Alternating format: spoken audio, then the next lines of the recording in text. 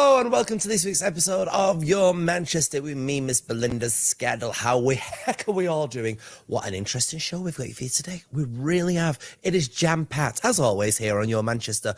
Very soon we're going to be talking to the one and only Finty Williams as we look into the ocean at the end of the lane. Oh yes, it's fabulous. We're also dropping in with Harriet Thorpe to find out why Christmas is so important to her. And if that's not enough, we've also got a little trip to backyard cinema. It's all going on here on Your Manchester. This is how your show's looking.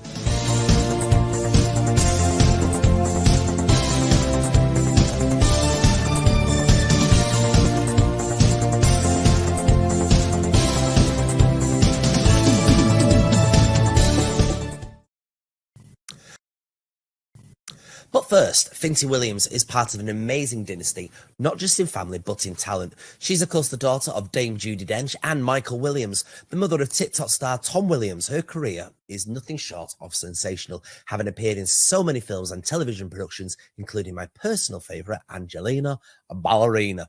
Now, from the 12th of December, she'll be at the Lowry Theatre as part of a stellar cast in a thrilling fantasy adventure. A literal tour de force of sumptuous dark storytelling. The National Theatre's adaptation of a new imagining of a book by Neil Gaiman. It's a book called Ocean at the End of Our Lane. Finty Williams joins us now. Tell us all about Ocean at the End of Our Lane. It is based on a book by Neil Gaiman. It's a story about grief and loss and friendship and healing, and it has been directed brilliantly by Katie Rudd, who has managed to translate this extraordinary book onto stage using puppets, huge puppets, and amazing music and incredible puppeteers and dancers and actors, and it's really, really exciting to be part of. And who are you playing in this? I'm playing a character called Old Mrs. Hempstock, who is 1 billion years old. Not just in her late 60s. She's 1 billion years old, and she's a sort of white witch. Why did you decide to be involved with this show? I saw it when it was in the West End last year. It had a run at the National and then it transferred into the West End. And I went to see it with my son, and I was completely overwhelmed by the feeling you have of when you're a child and you see Peter Pan and your head tells you that people don't fly, but your heart overtakes that feeling and you believe it. And that's what this show does. It has elements that you just can't believe you're seeing, and yet you are, and it's real, and it's so exciting, I think, especially now after COVID and lockdown, to be able to go into a theatre and see something that is beyond your imagination, and you know, it's not CGI and it's not projected images, it's people with puppets and magic, and it's really exciting. We did a run through of the first half on Friday, and I sat and I cried for quite a lot of it because it was just so exciting, and how amazing to be part of something that you find as moving as that, and you can say, yeah, I'm in it as well. I mean, theatre is standing up and getting stronger and stronger with the way that things are being done on stage these days. I mean, going back in the day there, I mean, it must be a fantastic situation for you as an actress to be able to open up your paint box more and see all these things being right in front of your eyes. Oh, completely. I've never done anything like this, ever. I've never particularly done sort of physical theatre. So to see these incredible people, you know, creating all these different things, and working these enormous puppets, some of which I think are 12 foot high. It's a real pleasure and a joy to watch it. When you go into these plays, do you ever get any advice from your mother about how you should be doing them, or does she stay firmly out of the way so that you can properly create on your own accord? I think when I was younger, I asked her opinion much more, and then I realised that probably wasn't quite such a good idea, because she would be able to do it far better than I ever would. So I tend to keep her sort of at an arm's distance now. She's not seen this play, so she's going to come and see it, I think, when we're in Bromley. No, not Bromley, Bath. And so she can see it then. So that would be really exciting for her to experience it, you know, as a first-hand thing, rather than having to take me through the lines and things like that. You looking forward to coming to Manchester? I am. My dad was actually born in Salford, and I've never been there. So I'm really, really excited about it. Oh, yeah, definitely. We do look forward to seeing you here in our lovely Lowry. Just in a few words, why should people... what's the moment since COVID and, you know, hard times and everything, why should people spend their money on this ticket to see this production? I totally understand that, you know, money is tight for everybody, but I think during COVID, we got very used to sitting and watching the television and being amazed by all the amazing effects and things that they can achieve. But I think to actually sit in a theatre for 2 hours, 20 minutes and be overwhelmed by what I think is a really beautiful story, but also really overwhelmed by the magic and the effects and everything, you know, which is not, you can't sit and video it. So you just have to experience it in that 2 hours. I think that's a really special thing. It is indeed. For now, though, Finty Williams, thank you for your time. Thank you. Thank you so much. Fabulous. Thank you very much. There are Finty Williams, Judi Dench's daughter, everybody, on our little show. How amazing. Now then, a new cinema has arrived here at Manchester's Mayfield Depot. It's here for a limited run, only up until the 2nd of January. To find out more, we wanted to speak to Mr. Dave Flynn. So Backyard Cinema is the most magical place to watch a movie. You can see all of your favourite films and new releases as well, all in an absolutely fantastic environment. We've recently opened our first venue outside of London in Manchester at Depot Mayfield. So Backyard Cinema was actually founded in our CEO's back garden during his uni years in London, in his student house. He was getting bored of the standard student things that were on offer. He decided to throw a film club, got some sweaty sofas, stuck in the garden, got a big white sheet, stuck it over a fence panel, got a little projector from Argos, and just started programming his own film nights for him and all his mates. It was a load of fun, but unfortunately all of his mates decided that they never wanted to pay for anything. So he was like, I can't keep doing this forever. My beer bill and my burger bill is just through the roof. My student loan's gone. How about I try and actually do this properly? So I think what makes Backyard Cinema unique is the fact that we have an experience element to the visit. Customers not only see their favourite films, they're surrounded by an amazing site, as you can imagine, with amazing food and beverage options. The environment is meant to be relaxed. We want people to feel like they're kids again, which is not what you get in other types of cinema experiences. We've got Dr. Patelli's antique shop, full of mystery and curiosities. So we encourage our customers to go through the shop, and eventually, through a series of magical things, you end up at the Lost Theatre, which is home to our amazing programme of films. We've got huge, beautiful, comfortable bean bags. So it really is a beautiful, comfortable, magical place to come and watch a film. Personally, I've lived in Manchester for a long time, so for me it was a no-brainer when I spoke to Dom, the CEO, about this experience in Manchester. Specifically, the Depot Mayfield site is a fantastic destination now for people of all ages and all interests, especially being on the rooftop here, which has got so much history, being that it was an old train station platform. It's absolutely amazing. We just thought that the market here would absolutely love what Backyard Cinema has got to offer. And as of this week, we're going to have our amazing Christmas decorations up. We've got a 16-foot Christmas tree, loads of decorations, and we're going to really turn that Christmas notch up. Obviously, we're going to have the Christmas tunes on as well. So yeah, it's going to be wicked.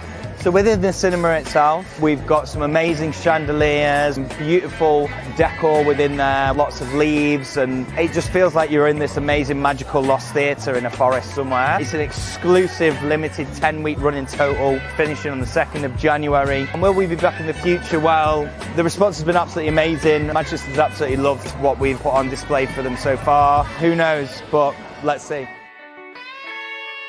Well, that looks fantastic, doesn't it? Now, joining us next is the wonderful Miss Harriet Thorpe. You, of course, will remember her as Fleur in the wonderful Absolutely Fabulous. And, of course, she was in Brutus, Mr. Brutus, Mr. Brutus. She was in that as well. She is a legend. She joins us now. Welcome, Harriet. How are you doing? All the better for seeing you, darling. And I'm loving the background. It's divine. It's nice, isn't it? B&M wallpaper. It's the future. Darling, it is. I hear you. It really is. Are you gearing up for Christmas? You ready for it? I am, darling, because I'm also, for the first time in my life, playing a godmother, a fairy godmother, a good character. I normally am only psychotic. I've never done good people before. So I've had to do a lot of research, obviously. So you're playing the fairy godmother in Cinderella. It's going to be in Stafford, I believe. Stafford, darling. I know. Cannot wait. We're near enough in contact with each other. Almost. Are we almost? Almost. We can perhaps catch up for a little drink. I might come down and see you doing your fairy godmother. What does Panto mean to you? It was one of the first theatre experience I ever had as a child. And that interaction and that immediacy and the fact that it's for children, you could be 9 or you could be 90, you're going to love it. I think that's the most important thing. And there's context. There's always funny political context as well, which is brilliant. And then there's lovely things for the kids to join in. So it's a win-win. Now, we were speaking around the production office today about something that I don't think you've ever participated in, and that is reality television. Is there any of the reality shows that perhaps you'd like to indulge in, such as the, I'm a Celeb or I'm Dancing on Ice, things like this? Darling, I do all of it. I think I'd probably kill myself on Dancing on Ice, so maybe not that. She's a little mature. I don't think that's, but anything else, yes, dear, she'd be up for it. You'd be all right with cockroaches and stuff like that? Of course, I've grew up in the 60s. 60s, 70s, 80s, darling. There's nothing I haven't done or don't know. We are gearing up towards Christmas, though, and going off your lovely videos that you put together where you're always cooking and you've got your Rolodex of ingredients, not ingredients, recipes, you always seem so organised. Is Christmas a challenge for you, or is it something that you embrace and look forward to? I love it. I love that thing of just everyone being together. And when my kids were younger, I used to do cooking, a go-go. And nowadays, often we just go out because often I'm pantoing and the only day you have off, as you know, at Christmas is Christmas Day. And then you're doing shows the day before and 2 shows afterwards, and there you go. But no, I love it. I love that sense of a ritual of, something that brings us all together. I love it. So do you have a big family Christmas, or is it more with the company that you're actually working with at the time? Well, it's family if we can get all together. My wonderful father, who is 96, unchanged, was an actor at the age of 14, left home during the war to go and work with Italia Conti, touring around the United Kingdom, is totally unchanged, still drives, and so I'm always with him on Christmas Day, obviously, and he's fantastic. So because you're so good with Christmas, what tips would you give to people then to make sure they have a good Christmas this year, particularly with everything that's kind of strange with the ongoings of the world these days? Yes, this year is very different, and I think it's realizing what's important, which is being together, and those things like, well, I've got to have this, or this present will make me happy. No, things don't make us happy. People do. And that's all that matters. And I'm so impressed with some of the supermarkets who have managed to, I think one of them gets, for 5 people, they can do a meal for £25, which is amazing. I think people are all working towards that. And it's going to be very different. And actually, maybe so it should be. Because what has value greater than love for your family or friends? So it's a particular Christmas then that when you think of the word Christmas, a year that perhaps jumps into your mind that makes you feel happy?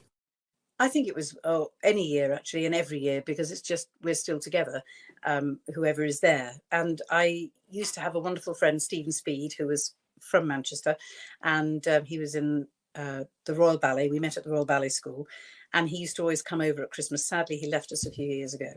But when Speedy was with us, it was heaven. He's godfather to my son, and daughter, and he was a wonderful person, and it was such fun to have him around the table. And we used to throw the turkey around trying to get it ready and everything. So being with Speedy was wonderful. It is experiences and life experiences that kind of do make Christmas. And I think that's what I really want to impart on people, that, you know, it's about the people, it's about what you're doing. And that was one of the reasons why I wanted, of course, to speak to you today, because you're always so enthused by life, I think is the word I want to use. Any tips on making people that are perhaps feeling a little bit down as we approach Christmas to lift themselves up? I think it's the sense of powerlessness which makes us feel vulnerable, and we don't have the reins on anything, and anything we thought we knew, that we thought we understood, seems to, in the last few years, disappeared completely. I think the thing to do is, having a choice is freedom. Choosing to have a good time, to be together, to spend and treasure those moments. That choice is one that gives us happiness. And, you know, things can be tough, but I often just choose how I feel, because I might as well. Because there may be terrible things going on, but for one moment or just to be with people, I'm going to choose to be okay, because I can. And that's power and that's freedom, because we can't control anything else, but we can control our thoughts and our choices. Absolutely. So Panto is taking up a lot of your time. From when does it start for your particular Panto? Darling, we open on the 9th. I think we've got a week's rehearsal, which is quite long in Panto terms. Wow. Hashtag just saying. I know. They'll be on the phone to you now, giving you just 2 days. Now you've said that. Yeah, that'll be it. Of course. And we run from the 9th all the way through to the 31st, which will be the beginning of the new year. So it's perfect. And why should people come and watch your Panto as opposed to any other Panto? Because I will search them out and I will find out who they are. Best answer we've had so far. Harriet Thorpe, thank you so much. I wasn't expecting that. As always, it's been absolutely fabulous. And this year, I'm playing, her name is Fairy Fleur. So it's actually an ab-fab character that I will be giving. Are you doing it as her, are you? Fairy Fleur. Oh, I think you should mix it with the character you played in the British Empire as well. Maybe. Well, there are a few other surprises in the show, but you'll have to come and see it. Oh, well, there you are. Make sure you get your tickets, everybody. There's the link right now. Make sure you get your tickets. For now, though, Harriet Thorpe, thank you so much for your time. Thank you. Okay, now then, for the second year running, Contact Theatre has teamed up with 8 Freestyle to bring Manchester audiences a roller coaster Christmas extravaganza, featuring the very best of the Northwest local stars. 8 Freestyle's Robin Hood is a story of courage, friendship, and bad puns. There'll be plenty of laughs along the way as Robin joins forces with Maid Marian to thwart the Sheriff of Nottingham's evil plans to kidnap the young babes. This is a show that has it all. Literally, adventure, action, laughs, music, magic, and men with mullets. Joining us now, Kate Mitchell and Redmond. Welcome to the show. How the heck are you both? Hi, we're good. Yeah, we're really good. We're kind of in our last 2 weeks just before everything kicks off for us and we're in full-time rehearsals. So as you can see, our office is a little bit of a Panto dressing room, come studio, come writing room. So everything really. Second year running doing this fantastic chaos, as I can describe it, and it looks like it's going to be another pantomime full of chaos. We were just speaking to Harriet Thorpe there, who's literally getting a week of rehearsal for her Panto. How long are you taking for your rehearsals? So we have 1 week of us just rehearsing, so getting all of our blocking down and learning lines, learning songs, trying to incorporate us into dances, although some of us aren't very gifted in the dance. What do you mean? In the dance world. And then we go from there straight into our tech week, which is where we kind of throw it all together under lights and sound, and our amazing tech team at Contact, they just kind of take the lead, and poor Sean's running around with a cup of tea in his hand and a pencil in the other, stressed out while we all just try and make this magic come together, but it almost certainly always does. Now, I should say, Kate, you are one of the assistant directors on this, so a double bubble of a challenge for you to cajole all of this cast and an 80s theme together. Why the 80s theme? I think we did Robin Hood last time round, and we loved our story and we loved the way that we were doing it. And a lot of people have said to us, is it because of Stranger Things or is it because of running up that hill, hitting the charts or anything like that? But it isn't, it's just pure coincidence. We just wanted to do something fun and fresh and take our script that we did last time around and give it a brand new sort of like feel and a new theme and a new vibe, I suppose, as the kids say. And 80s just seemed to fit. A lot of our music previously was from the 80s in the show anyway. So when it came around to this time, it just kind of, it just made sense. Yeah. This is a traditional panto, or would you say it's a brand new imagination of the traditional panto? Well, we like to use our favourite quote that we've ever been given, which is a masterclass in modern pantomime. So we like to take some of our old sort of like traditional values. We've got a lot of sort of set pieces that we use a lot, stuff that's really familiar to our company and that we have spent, well, years at this point kind of pulling together and making our own. And then we always like to add a little bit of like a modern twist on it. We like to have fun, fierce, like feminist icons as our leading ladies. And we like to make sure that everybody feels like a part of pantomime. I know that traditionally there are some kind of facets of audience that have felt excluded from panto because they don't see themselves represented on stage, right? But we make a concerted effort, and it's kind of in the bones of our company to make sure that we are representative, inclusive, diverse, and it kind of is the lifeblood of what we do. So it is a show for the entire family then? Absolutely. I'd say it's structurally traditional, but the jokes are modern, up-to-date, topical as you like. And it's, of course, at that fabulous venue known as the Contact Theatre. This venue in itself seems to be getting more and more and more renowned with every month and every season that goes on. What do you think the secret ingredient is of the Contact Theatre at the moment? You know, I speak a lot about Contact in this way because I adore the venue and I adore the people there and I love what they're trying to achieve. I love their mission.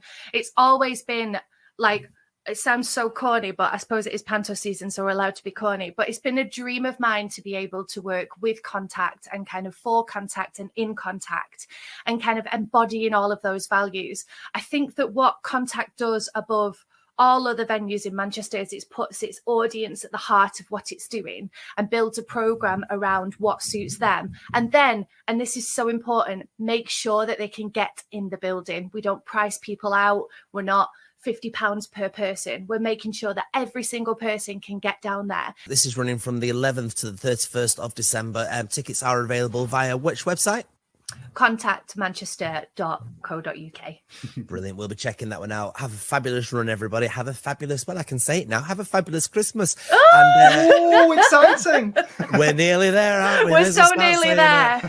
Thanks so much for your time today, Kate and Red, and have a fabulous run. No problem. Thank you. Bye. Thank you.